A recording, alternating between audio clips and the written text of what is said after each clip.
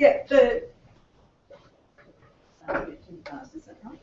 Yeah, I'll start you. I'll look after time. Yeah, everyone get this. No? Everyone, sorry. Forward. Just give that forward, that one. Just point it at that.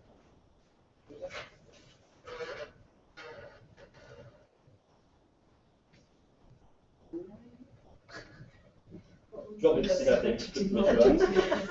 Get it on. Startling innovation. The technology has got me. Yeah.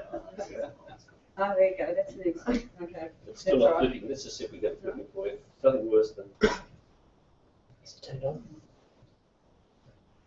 Is it turned on? I've been pushing the little button flat out, so.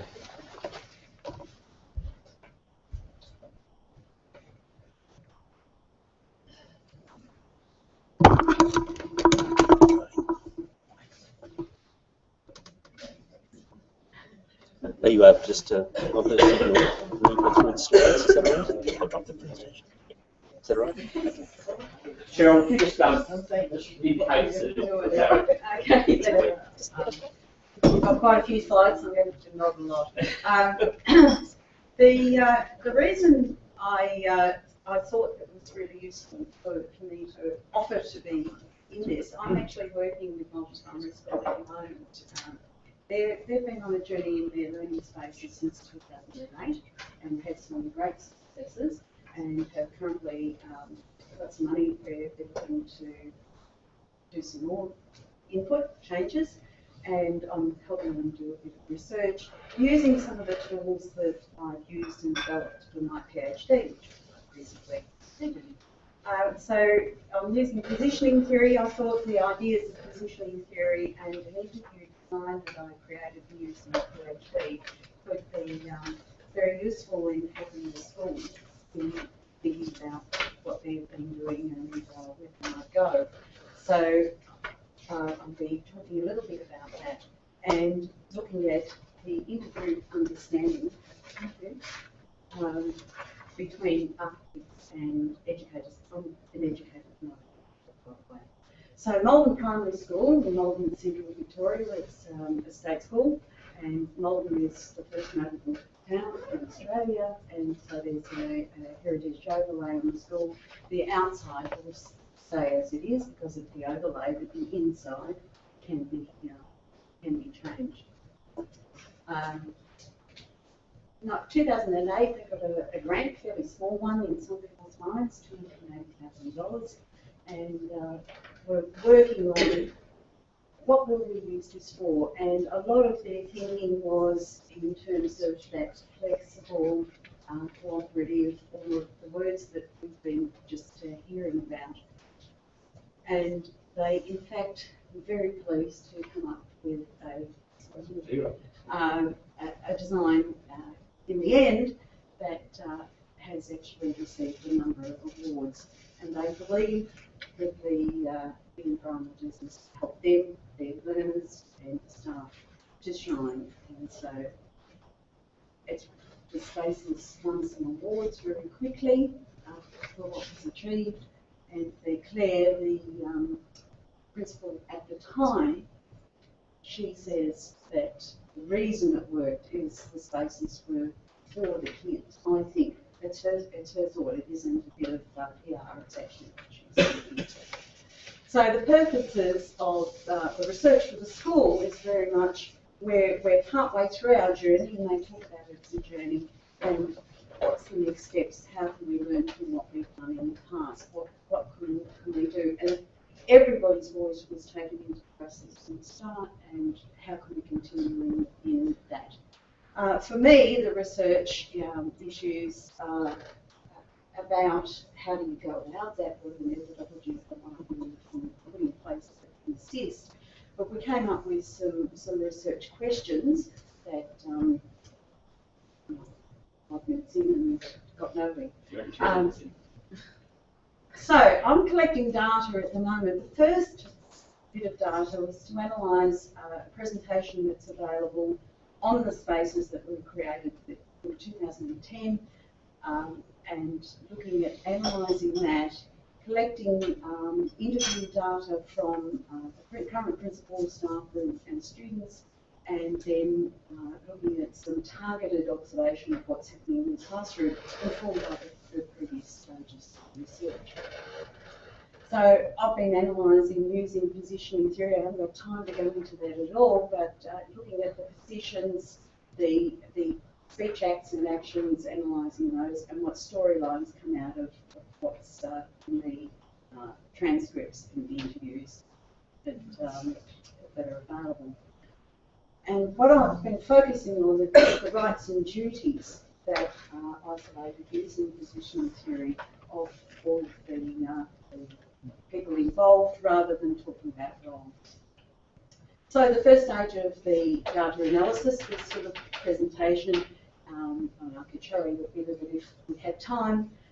This is written material, and you can see the sorts of focus that the staff had when they began the process was very much all of those sorts of catchphrases that we've been looking at. And one of the major ideas that the staff had at the time was this importance of space, how it actually is one of the teachers, as well as themselves and the curriculum. And the principal, again, quoting them, talking about this as part of the journey, looking at stuff, looking at what stuff do we need to get. And there she actually moves between talking about the material, but also talking about the social. What sorts of behaviours is part of that, what we do? What can we get rid of? And what can help us to work differently? Jodie, who was at the time a Prep 1 teacher, and she's currently the principal of the school, looking at through positioning analysis, you can see that it's very much a group project.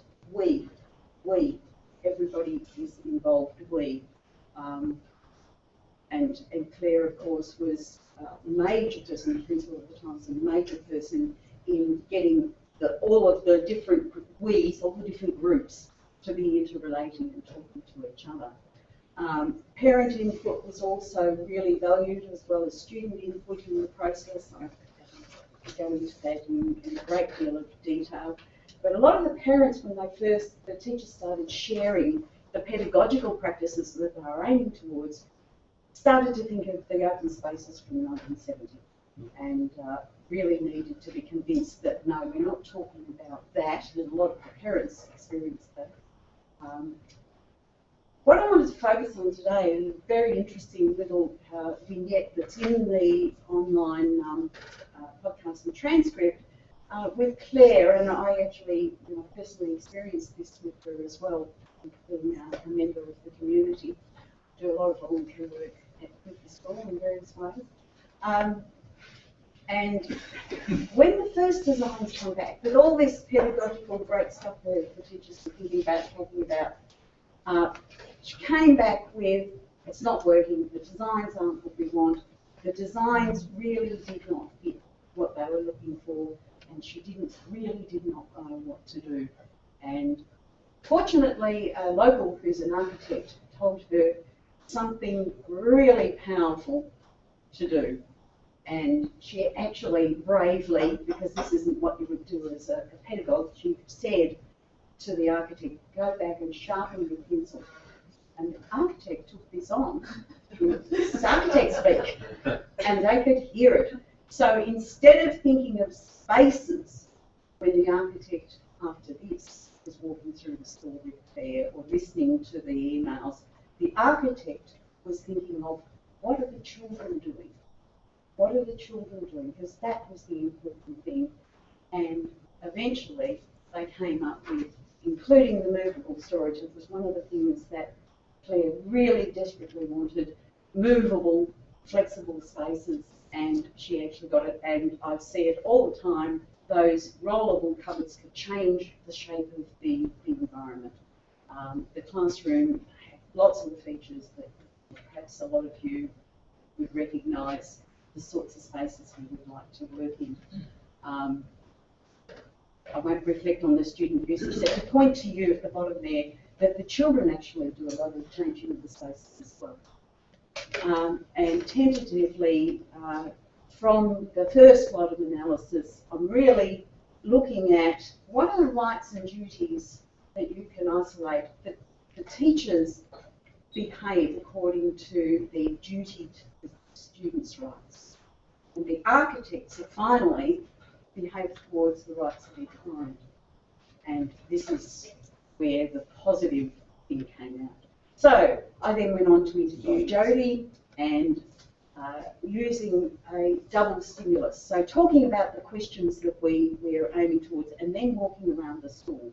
Jody walks up, this is my favourite space. She was the prep teacher when this came, and non-readers became better readers immediately because they liked to sit in spaces.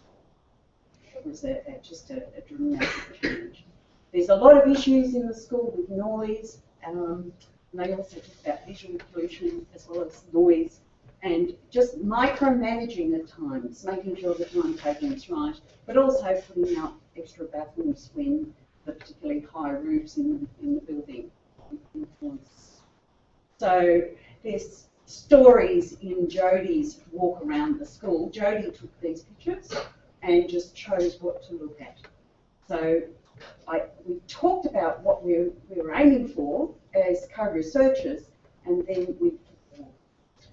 And it's time, and I just want to move on to teachers' desk stories. Really important, because teachers don't have desks at home primary now. There are many spaces where meetings occur. So I'm now setting off to interview children with a similar double stimulus model where they'll be talking about the theory, and then they'll have the problem of, what about the spaces for you? How are you in the space? And I'm doing the interviewing as an outsider. Okay, so I'm not in a position of power, and we'll do targeted classroom observations. So applying positioning theory has allowed us to isolate how the different stakeholders involve themselves according to their rights and duties, and some details on the findings to date. But we really are in a position, after 5 years of working on this, how do you work in these places? It's very exciting. Cheryl, thank you so much. That notion of collaboration keeps coming through, and working with architects to get things happening that you want as an educator is just as important as architects working with teachers to make sure that the design is fulfilling their needs. And our next speaker, I suppose, in some regards, has that right rebuttal because he is an architect. David Clark is principal architect with Clark Keller in Australian Capital Territory in Canberra. And David was very kind to come down today to present. If we talk about emerging research, yours is emerging research. It's emerging because I haven't enrolled for a PhD yet. David hasn't enrolled, and yet he can't seem to get away from being drawn into the notion of research as a mechanism for him to be able to consolidate, take further a lot of the issues and things like that he's seen as a practicing architect for many years. David and I have had 2 or 3 conversations about some vignettes he has in his head about working with schools and some of the things he's learned from that. And his particular focus in his research in the emerging issue, that I think probably sits nicely with what Cheryl just spoke about, is around this whole concept of actually architects taking on a greater role in simply designing things, places that are nice for teachers and kids to work in. Obviously it goes further than that. David will fill you in on that. Thank you, David. Thanks a lot, Wes. I'll just wait for my time to come up. And while I'm doing that, I'm a principal of a medium-sized practice in Canberra, which is probably a small-sized practice in Melbourne. I've been involved in education projects for about the last 10 years. When I started off doing architectural projects, that's me. So I'll give a bit of background. I'll set a framework for what I'm going to talk about. I'll do one case study of a project that's recently completed last year, which I found absolutely fascinating, and it was a parallel organisational change driven by the principal, but using the architectural design process as part of how she managed the change of her staff. So I'll just give a quick case study. It teased out some issues for me which I thought were fascinating, and I'm going to put forward a couple of research questions, but I'm still in the early stages of understanding even what a research question is, so bear with me. When I started doing education projects, I did what architects do: receive a brief, talk to the client, deliver a product. But as I got more and more into it, I became more and more fascinated with, obviously, the role that the pedagogy plays, how the people work in those spaces, what are the issues around the social and cultural organisation of schools in particular. We do a lot of primary and secondary schools. How does that all work in developing an environment that we can now do some of this collaborative learning? I'm obviously a great convert to the idea that the one teacher, one classroom, one subject method of education is dead, and we work very with our clients to make sure that we're trying to move towards collaborative environments. But everyone's seen this little diagram, I'm sure: space, technology, pedagogy. And what I've noticed is I've seen a lot of examples where you can get all of those completely right. As an architect, we can affect space, we can integrate and work with the people integrating the technology. We don't have an enormous amount to do with the pedagogy, but we have to understand how that plays a part. But my particular interest is the fact that I think that those things can't work to deliver a new generation learning environment successfully unless cultural and organisational change occurs as part of the process. So I've been fascinated by that. I'm going to do one case study at McGregor Primary School, the public primary school that we've worked on, 3-stream to 4-stream expansion project. I don't know what's the terminology here, but basically 3 classrooms per year group shifting to 4 classrooms per year group. So there was an expansion, part refurbishment, part new build. There was a principal, when we started the process, a new principal arrived. So our first client meeting was with a new principal, and Lana Reid. Lana was, had built up this pent-up level of interest and desire to develop a professional learning community driven by the research and practice of Rebecca and Richard Dufour, which I'm sure many of you are familiar with. And she became principal at the commencement of that design process and saw the opportunity of using the design to work to help her change her staff in particular to become what she calls a truly collaborative learning community.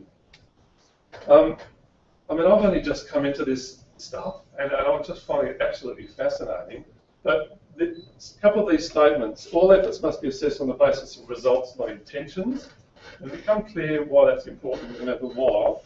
And this statement, which I thought was powerful: the rationale for any strategy for building a learning organisation revolves around the premise that such organisations will produce dramatically improved results. That's what everyone thinks we're doing when we design a new school and we design a new environment. We say we're going to do collaborative learning and flexible learning spaces.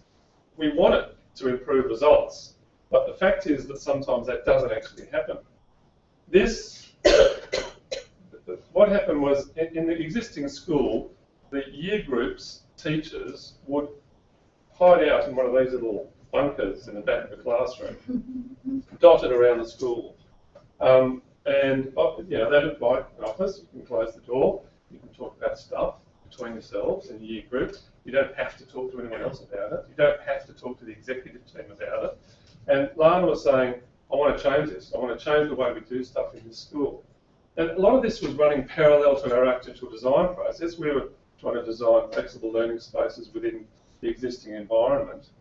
And that's just to show you, I was so horrified by some of these places, but to just demonstrate, that's a refurbished classroom, which is a slightly lighter, better environment.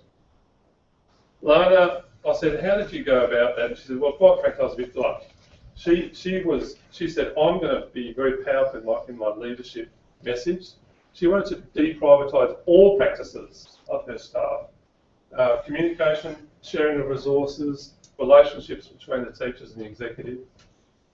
She wanted to share her knowledge about professional learning community research and best practice, and she wanted to ensure that she could answer the queries of her staff with research-based facts. And she linked the research and the school strategic plan, which I think was a really important point. She got 4 executive teachers and a business manager. The business manager was important because some of the funding decisions about where you direct the money in terms of furniture and expenditure on the different projects was critical. She understood that there were going to be roadblocks, that people were going to be resistant to change, as we've discussed today already. And she was essentially running a corporate change management strategy in her own school. Really, really well, I have to say. Even preparing for implementation dip, which is something I didn't actually know about.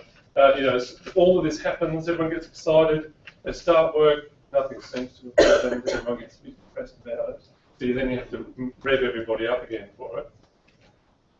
The technology was important. She did a survey. She said, well, what do you use? What do you actually use your technology for? All of the staff had their own desktop PC in their own little rooms.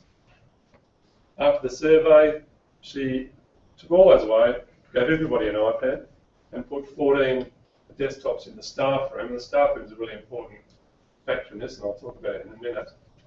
So she understood what do you use your technology for. Do you need a desktop PC? The answer was no. Most of it was about communication. So the arrangement that she decided to implement, good, 4 teachers per table in the staff room. I'll explain in a minute.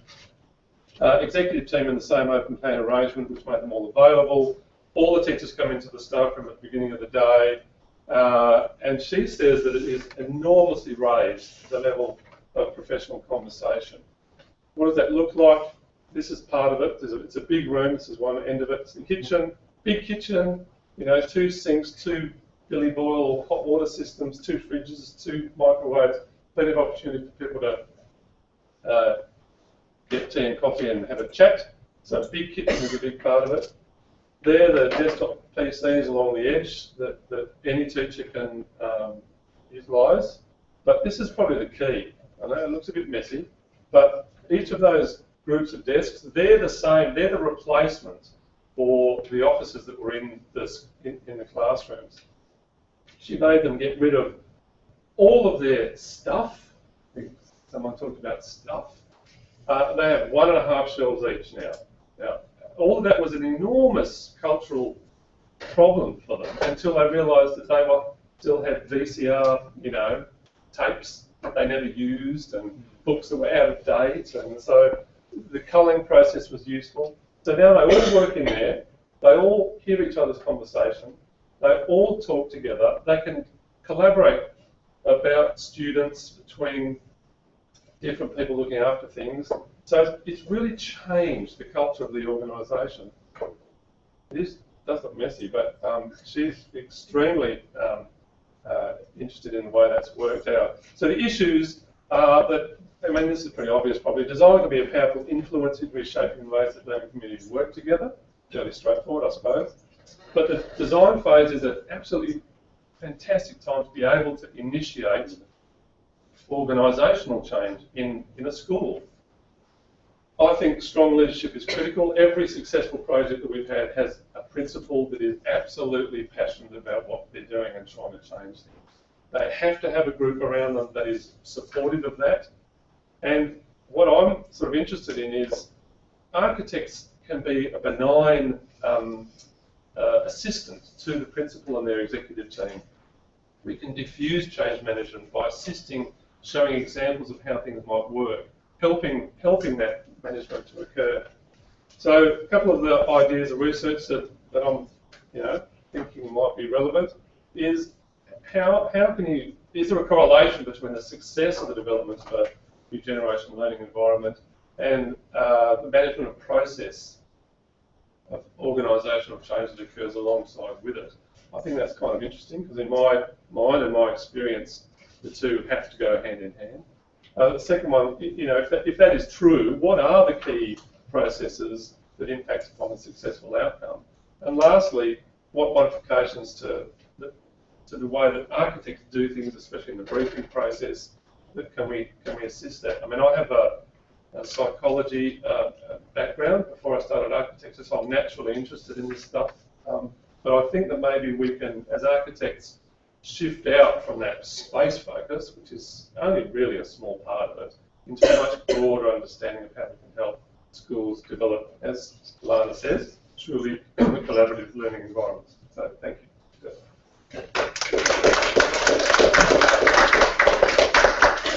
Thank you, David. Yeah, for somebody who's just starting around the edge of crack style research into something, some really good ideas coming through already. It's marvellous to see people coming into research by degree with so much experience behind them. What that brings into the whole program, into our knowledge base and developing issues, etc., is phenomenal. We move straight into our third presenter, and I'd like to welcome Lindy. Lindy's popped down today from Queensland to present. Lindy is a practicing architect, and she's an academic. Her field of expertise, or what she's going to speak about today, centres around the notion of architectural education, which is speaking of the way we train architects and facilities around that within the tertiary institutions. But again, Lindy's work is being put into the emerging issues stream because that's exactly what it's doing. For us, it's informing this whole concept of wedding education and architecture. Really interesting coming from, as with David a minute ago, from an architectural perspective for us educators. And so we welcome you, Lindy, and go right ahead. Thanks very much, Rick. All right. The title of my presentation today is Future Learning Landscapes for Architecture Education, and the subtitle is Linking Space, Place, Pedagogy, Technology, and Context. So I think all these words have actually been brought up today. Firstly, just before I get started, I just want to acknowledge that my supervisory team for my PhD, my principals, Professor Jill France, and my Associate Professor Philip Crowther and Sue Savage, and we're all based at Queensland University of Technology. Right, so my presentation structure, I have to admit right now I have 41 slides. I found out yesterday this is a 10-minute presentation, so I'll probably have to flick through a few of them, but I'm very happy to make them available if anyone wants to in the detail. I'm going to quickly go through the research background of my PhD, the gap that I've established, what my research questions actually are. I'll probably skip over the purpose, aims, and objectives, and the significance and contribution, and then I'll delve straight into the research plan and focusing on the methodology of phases 4 and 5 of my research. Okay, so you might say to me, what is learning landscapes? Learning landscapes, my definition of it is that it refers to the spatial, technological, social, psychological, and pedagogical context within which learning occurs, and which have an impact on student engagement, achievement, and attitude. Physical learning environments are included, as are blended and virtual environments, spaces and places, formal and informal environments, both on campus and off campus. The next slide over here really just shows some of the information that's in my abstract, which is in the program, so I won't spend too much time going through this, but really this is just the context within which my research is placed. Basically, there's diversification and expansion of global higher education in the 21st century.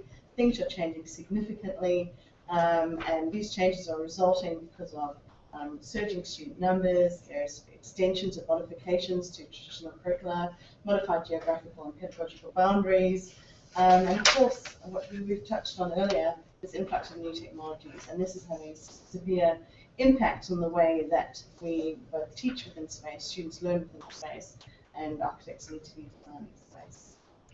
So this over here, this slide demonstrates typical classrooms of the class.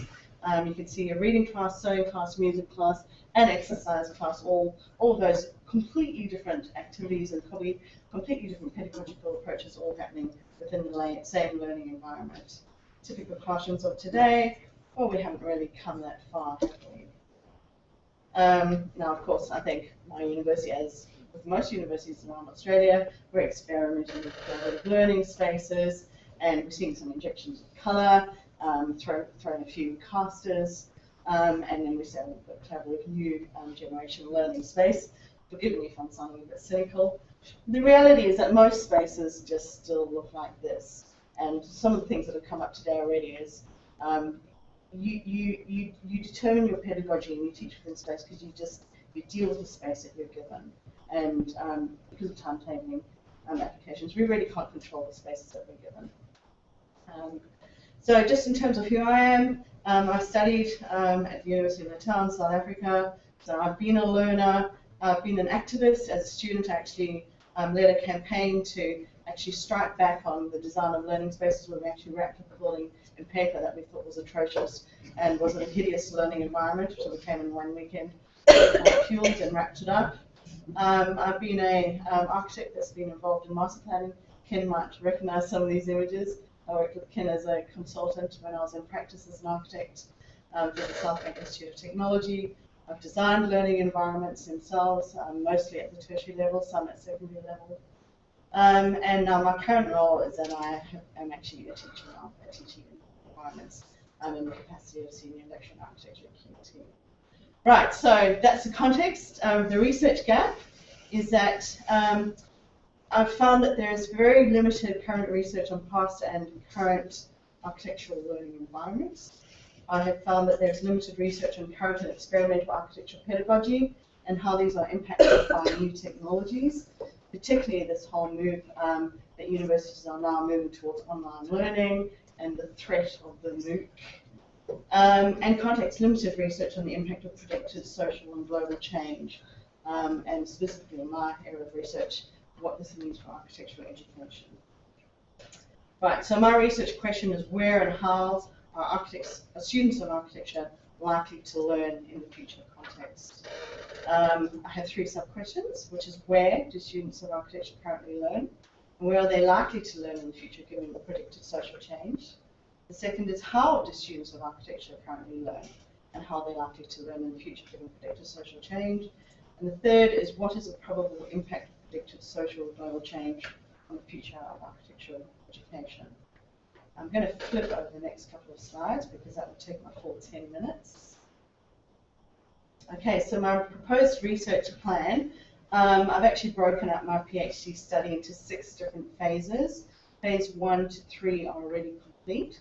So the purpose of my presentation today is going to be focusing on phases 4 and 5, which is the major study of my PhD. The next slide just shows a conceptual ordering of essential grounded theory methods. Now this has been developed and adapted from Burks and Mills publications within the area of grounded theory. And this I'm using as a major driver to establish the methodology for my doctoral analysis. As I said, there are 6 phases. I'm going to quickly click through these slides. Phase 4 and 5, an Australasian context study where there's data analysis and a questionnaire. And phase 5 is also the Australasian context study, data analysis, data collection and analysis through a series of case studies. Okay, so phase 4 is the focus. So within the, this Australasian context study of data collection and analysis, my aim is to develop, well not my aim, I have already developed up a questionnaire. I'm actually ready to launch. I haven't launched yet, but it's developed up and has been written in a key survey. This questionnaire will be launched within the next couple of weeks, and it will be sent out to 23 schools of architecture across Australasia. So that's in Australia, New Zealand, and Papua New Guinea. And it will be targeted towards the academics from those 23 schools of architecture. So that's academics in leadership, teaching on the ground academics, and sessional academics. The schools, that slide over there just designates who the 23 different schools are. And the way this questionnaire has been set up is that I have used Oswald and Williams school curriculum areas and content breakdown, where they've actually worked with the AACA competency set. I can't read 7 minutes already. Should know academics always need an hour. Oh, sorry, I'm a student. Okay, back to student now. The competency standards set by the AACA break architecture education down into broad curriculum areas of design, technology, history and theory, communication, practice, environment, and then a series of electives. So the way the questionnaire is broken up is looking at those curriculum areas and then looking at the different types of environments where they might be taught. Some of the ones that I have pulled out at this stage are lecture theatres, studios, computer laboratories, seminar rooms, collaborative learning environments, technology enhanced spaces, online or virtual environments, and informal or non-timetable places, which I think is essential. And I've got some sorts of questions that I'm asking within this questionnaire. Okay, I'll just go through those. Okay, now phase 5 Once I have received and coded the information from phase 4 questionnaires, I'll be moving into a case study environment where I'll be selecting 9 architecture schools out of those 23.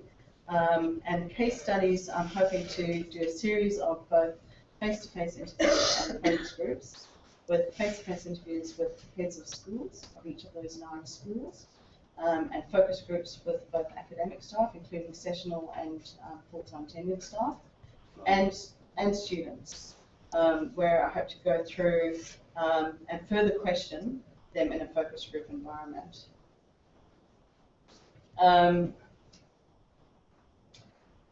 What I'm hoping to do is actually frame the questions of those focus groups, develop the framing of those questions through the outcomes of the questionnaire itself, and focus specifically on the areas of space, place, pedagogy, technology, and context. And through evaluation of those responses, I seek to bring those 5 concepts together. And once again, I've got some sorts of questions that I might be asking.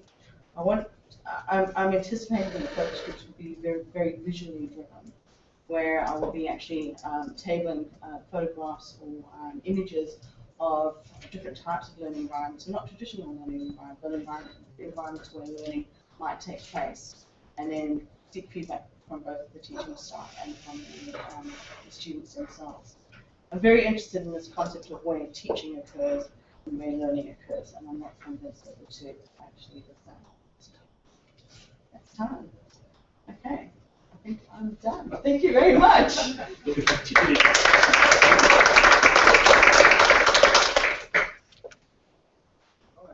I might stand up. Apologies for being a bit late this morning. I've actually worked on a very major project in Singapore. It's pretty demanding because of deadlines. I didn't hear the introductory comments, but I'm pretty blown away by the capital that's in this place today, because I sort of struggle to think where we would find such a resource. I mean, I've been around internationally, and I haven't got anywhere near something like this. Despite the fact there's a few research centres around that purport to do this stuff, I don't know if there's many that do. So I think this is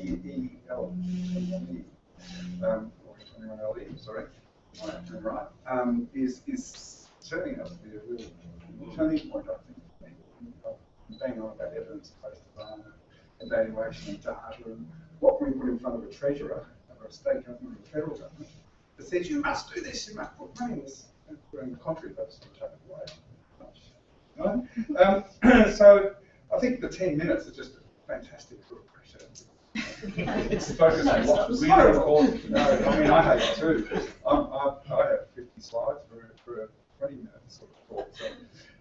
So I think you've all done a fantastic job, and I guess one, just putting my critic's hat on in terms of feedback, and this is for everybody, but I think whatever goes up there that's got words in it has to be legible. So screenshots and so on, they're kind of nice, but you really need to. I just make sure that everything I do is point to point, and maybe 7 lines max, and I still get criticised by architects. Too many words. But I like the blend of words and pictures. So just very briefly, and I said to the talk along, I think the first one, a couple of things that jumped out for me were Claire's comments. Was for the kids in brackets, I think, and that's the bit that I reckon we've got nailed. That's the evidence. And then the other one that jumped out for me was the role of the client and the duty of the architect. I love that. That was something. That's very much the power of the positioning theory. I mean, I've sort of called it spatial literacy. The kids don't have spatial literacy. This is much sharper. And then, David, I think you've done an enormous amount of thinking, and it was really interesting right at the end. You said you had a psychology background.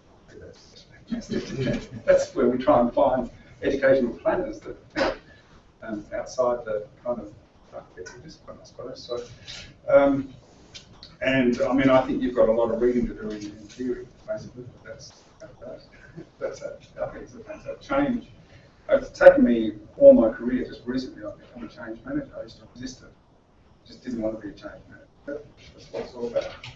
And lastly, to give you a chance to answer questions, I think I love doing the Google what is learning landscapes. I think it's fantastic because when you used to do learning environments 10 years ago, you got nothing about space. Now we get space. And so it's very interesting to see what Google throws up. I think it's going to be really interesting to see what you do in your area and how that impacts on the design of learning environment, from learning from what you're doing with architects and academic architects as well. So I really look forward to it. How far in it? I've passed confirmation. Yes, I hope it's complete. yes. So, I mean, all three are fantastic, and the previous two just all bookend well, so congratulations for getting the thing sorted. Any questions? Yes. Morgan Smith, Corporate Runner. I just picked up on one comment from Cheryl. Not preempted with teachers are very concerned about this, they don't like change. And picking up on the comment, she said, oh, we're different now with this as we were compared to the 1970s when we went through the team teaching phase, where we opened up the classroom door and all that process seemed to die. So I guess it's a comment. What we really need to do is convince teachers that we're not just revisiting again the 1970s. Yeah, look, if I can just respond, I have these three things. One is acoustics, one is technology, third one is professional development.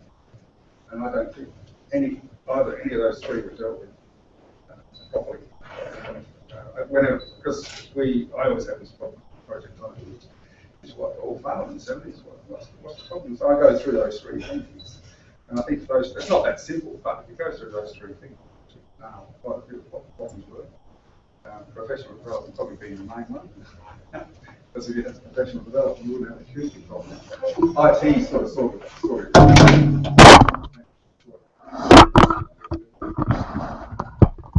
Except the overhead projectors, which we still have today in some of those classrooms, some of these shows. Any other questions? And directly to people. I just wonder, I would add a couple of things to yours three. I think yours three are crucial, but I'd add timetable, and also assessment. You know, if you think of the assessment that happens at the end of year 12, what's the most effective learning environment for that kind of assessment to be raised? And you have to ask whether, in fact, subject-based, teacher-driven, certainly classroom-based is pretty good for the senior schools. The HSC, the higher school system, the various ones in the different states, that assessment to a large degree drives how teachers teach. So they sort of shove kids in a classroom in years 11 and 12, 10, 11, 12, and jam subject content at them. So there's teaching to the test. Yeah, but the kids say, yeah, we go to class, find out what to learn, and then we go and learn somewhere else. Right, okay. So I think Can I just say with the Melbourne Primary School, the experience very much was it was collaborative right from the start. It was pedagogy driven from the teachers. And very much Claire, the principal, is so convinced. But the group together drove the ideas of the pedagogical changes, and were convinced of that. Even though they were convinced of it, eventually did get the architects to hear what they were saying and respond and create spaces. The changes for them in actually implementing the practices over the last 5 years took work, ongoing support, ongoing collaborative work on how do you do this. So they had to throw out the physical stuff to get the physical changes, and that was traumatic, but they're all convincing the value. But what you throw out is an interesting way of talking about your pedagogical practices that you've been involved in for so long. But the changes in practice in that school were immediate because the children behaved differently in the spaces. And the teachers, even if they didn't quite feel comfortable with how to deal with this, they could see the benefit for the learner. and that very much drove their duty to respond. And there's still involvement. I could have gone on for ages about the stories about the desks, as Jodie was walking me around earlier this year. And there's still ongoing, how do we support new teachers coming in to understand that you can actually function without a desk? And they're willing to put the time in to support that. So a current teacher has moved from bringing in a giant desk that took up a lot of the space, that was learning space for the children. They've, through collaboration and working together, the desk has got smaller. It's still there. So I've got a photo of that desk. The desk storylines are very interesting, the teacher space storylines. So the teachers are now thinking of many learning spaces, many collaborative spaces, and many meeting places for all sorts of groups. Can I follow up on that with a question to Lindsay? Lindsay, your study is, you're 20-something people, groups you're going to, aren't you? Yeah, it's the tertiary sector, but what we're talking about here is what you're talking about there. You know, you're doing it through survey, you're building the knowledge that way, rather than top-down change. You're looking for bottom-up change, effectively into it. What are you expecting to find from stages 4 and 5? What are you expecting to get out of it? Stage 4, what I'm hoping to do is just to establish what the current learning environments across architecture schools across Australia actually is. Right. So it's really just a bit of an audit of what actually exists. And then from there, when I'm moving to stage 5, where I'm moving to focus groups, I'm interested to understand from both the teacher's perspective and from the learner's perspective. I'm interested to understand where learning actually happens. What do you think they're going to say to you? I don't think it happens in the classroom. I've done some preliminary studies, the phase 2 and 3, which I didn't run through, and they're studies that I've actually done in my own school at QT. And what's been really interesting is that our students love their studios, architecture students love their design studios, and that's about it. And I think the thing with the design studios is that they are they have a sense of ownership because they're not sent to time-table spaces. And the spaces where the architecture students learn, and they have their own posters and their own workup, and their cultural spaces, and they feel an ownership towards it, and they feel an affection towards it. But any of those centrally time-table spaces where the non-fun subjects, like technology or professional practice, might occur, which is centrally time-table across the university, that's just going through emotions. They don't feel any kind of particular affinity with them at all. And I think one thing that I'm certainly doing within my own, and I'm putting on my teacher's hat, my own teaching practice, is insisting that I actually teach subjects like professional practice in a studio environment, and that completely changes the student's attitude. So where professional practice has always traditionally been timetabled in the lecture theatre, I've just completely changed the lecture altogether, and made it a lot more kind of conference style, a lot more collaborative, a lot more studio based, and that changes things. So from the work that I've done with students, they have an affinity with their own spaces, their own design spaces, that they feel ownership with. Some of them like resource centres and libraries, but most of them have an affinity with all the social learning spaces. And home is a big one. And I think that's why, a lot of these next-gen type spaces that we're seeing being developed, people are actually bringing in the shared house furniture and they're making it cafe style, because that's where students feel comfortable and that's where they feel their own space. So if we create spaces on the campus that feel like home, that feel like a cafe, I think there's evidence to support that that's where learning occurs better. That's the wrong thing that Smart Boston was talking about. Yeah. Effective. I think that we don't really explore and got evidence really to put in front of us. That's what I'm hoping I mean, to I'm sure there's heaps out there, but we haven't collected it. No, we haven't. And there's this kind of notional, this is next gen space, bang some bright colours and put some wheels and casters so people can move around space and take ownership of it. But I feel very cynical about it because there's no rigorous evidence to suggest that it actually improves learning. Okay, can I ask you a question, Chairman? Yeah. I thought your discussion of the we coming out of the positioning theory was really interesting.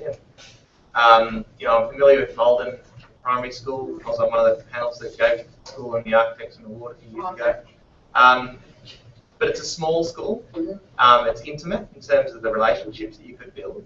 So what I'm interested in is just your thoughts on, I think, Mark and Chris used the word transformative change in large schools, 1,000 plus. It's actually a question I asked Jodie when I was interviewing her when we did our theoretical discussion, and it's one of the things that I think is worth pursuing with the teachers in particular, about that sort of idea. How do you transpose this to somewhere else? In my mind, it links to the difference between the 1970s open space and the actual learning spaces that they've created.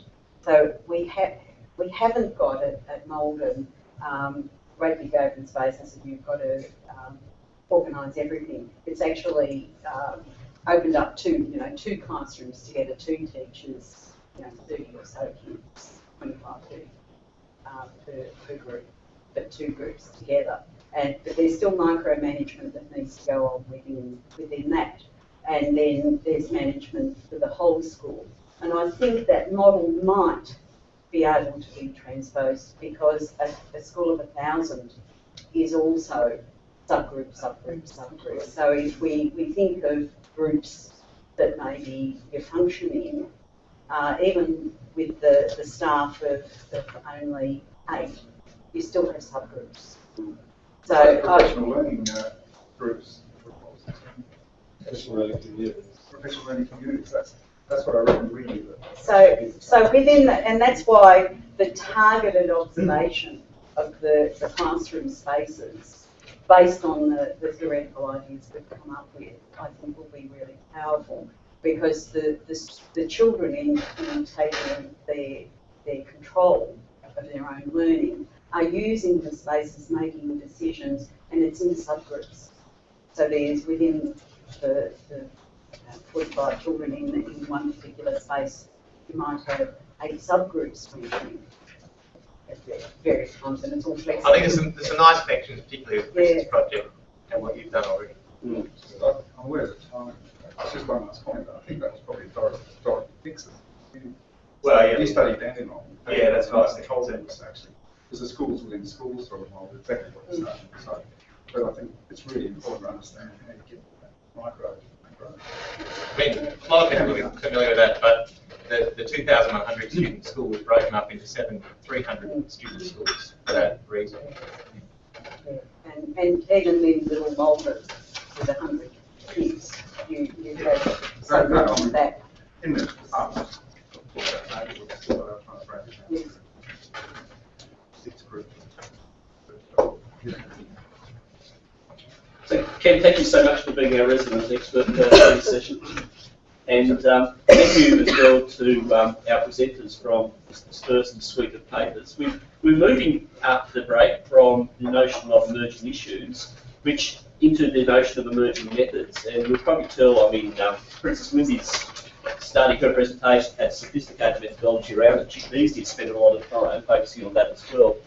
But, and same goes to some of the other presentations as well. But the ones coming afterwards, that is more of focus. It's looking at, well, what sort of ways are we starting to discover unpack to be able to look at some of the issues that are existing out there. We're having a short break. We are doing the bulk of the work, so to speak, up to lunch, and then you'll be relieved to know there's an hour for lunch. It's going to be catered, and you'll be able to get out, get sunshine, etc. It'll be a box lunch. But this first break, tea and coffee will be available out in the foyer. Feel free to mingle and have a further discussion with your colleagues, and we'll regroup and at 20 minutes past 11. But thank you very much for presenting this morning. Thank you.